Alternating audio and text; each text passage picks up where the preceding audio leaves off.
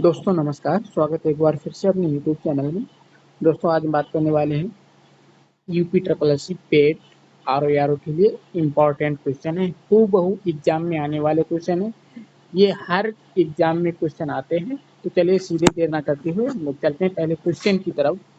हमारा पहला क्वेश्चन है, भगत सिंह को फांसी की सजा सुनाने वाला न्यायाधीश कौन था? तो भगत सिंह को फांसी की सजा सुनाने वाला जो न्यायाधीश था वो था जी.सी. हिल्टन था।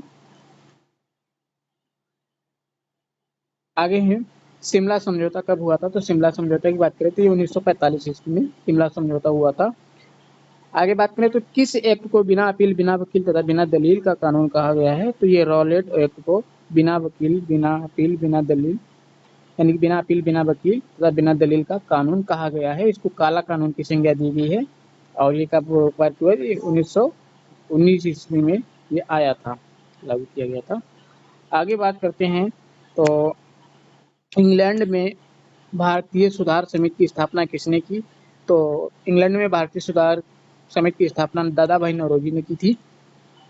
आगे क्वेश्चन है, अगला है, निरंकारी आंदोलन की शुरुआत किसने किया था? तो निरंकारी आंदोलन की शुरुआत की थी वो दयालदास ने की थी। ठीक है। अगला क्वेश्चन है कि किस क्रांतिकारी को सबसे कम उम्र में फांसी की सजा सुनाई गई? तो सबसे कम उम्र की यानी कि 19 वर्ष की आयु में खुदीराम बोस को फांसी की सजा सुनाई गई थी। 19 वर्ष के थे खुदीराम बोस।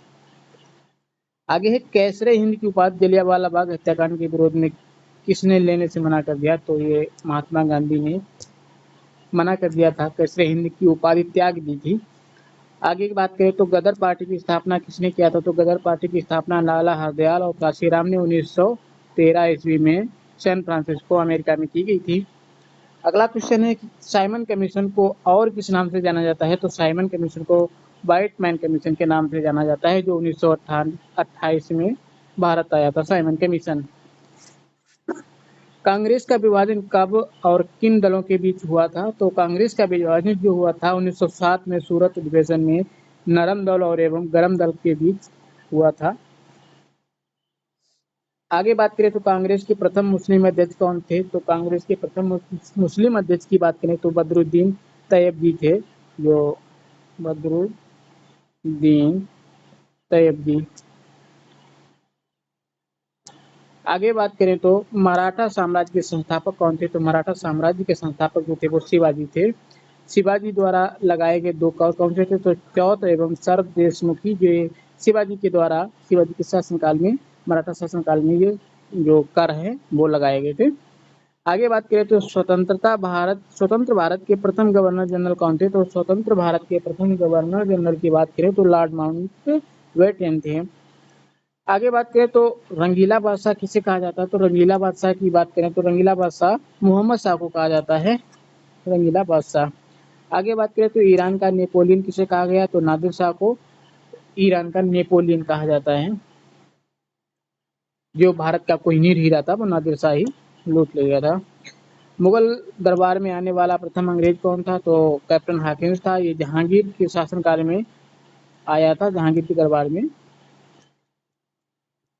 प्रथम अंग्रेज जो था कैप्टन हॉकिंस। आगे बात की जाए तो गुरुमुखी लिपि का आरंभ किसने किया था? गुरुमुखी लिपि की बात करें तो गुरु अंगद ने गुरुमुखी लिपि का प्रयोग किया था। प्रथम गोलमेज सम्मेलन कब हुआ था? तो प्रथम गोलमेज सम्मेलन की अगर बात करें तो ये हुआ था 17 नवंबर 1930 ईस्वी को, प्रथम गोलमेज सम्मेलन। आगे बात करें तो फोर्ट विलियम कॉलेज की स्थापना किसने किया था? तो फोर्ट विलियम कॉलेज की स्थापना लॉर्ड बेलेज ने की थी। और कहाँ है ये फोर्ट विलियम कॉलेज? ये कलकत्ता में इसकी स्थापना की गई थी। ठीक है। आगे बात की जाए तो भारत में पहली बार सार्वजनिक निर्माण विभाग की स्थापना किसने किया? तो लॉर्ड डलहौजी ने सार्वजनिक निर्माण विभाग की स्थापना की थी।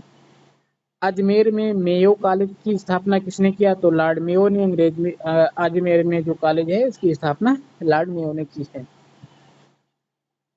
अगला है कि भारत के उद्धारक की संज्ञा किसे दी गई है? तो भारत के उद्धारक की संज्ञा की अगर बात करें तो लॉर्ड रिपन को दी गई है। नेक्स्ट क्वेश्चन है कि महात्मा गांधी के राजनीतिक गुरु कौन थे? तो महात्मा गांधी के राजनीतिक गुरु थे वो गोपाल कृष्ण गोखले थे। ठीक है। लंपट मूर्ख किसे कहा जाता था? तो लंपट मूर्ख की बात करें तो लंपट मूर्ख जहांदार शाह को कहा जाता है? रंगीला बादशाह मोहम्मद शाह को कहा जाता है और लंपट मूर्ख जहांदार शाह को कहा जाता है। ये इंपॉर्टेंट क्वेश्चन है, ये हर एग्जाम में लगभग आता है। ठीक है, ये 3 स्टार क्वेश्चन है, इसे ध्यान रखिएगा। तात्या टोपे का वास्तविक नाम क्या था? अगर तात्या टोपे की बात करें तो उनका वास्तविक नाम रामचंद्र पांडुरंग था। डंडा फौज का गठन किसने किया था? तो डंडा फौज की बात करें तो चमनदीप ने किया था, जो पंजाब के रहने वाले थे। पंजाब में डंडा फौज की का गठन हुआ था। जलियांवाला बाग हत्याकांड में जनरल डायर का सहयोग करने वाले भारतीय कौन थे? तो ये जो हंसराज नामक भारतीय जो था, इसने जनरल डायर का सहयोग किया था।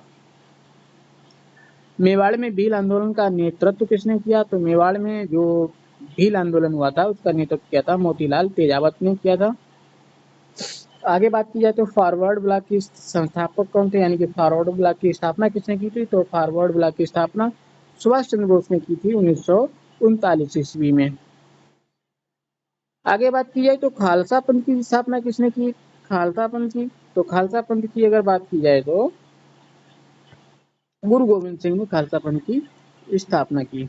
तो ये थे हमारे इंपॉर्टेंट क्वेश्चन, ये हर एग्जाम में आने वाले क्वेश्चन है और हर सभी लगभग सभी एग्जाम में ये क्वेश्चन आ चुके हैं। यार SSC, railway, UP triple SC और यूपीपीएससी आरओ एआरओ में भी ये क्वेश्चन आते हैं।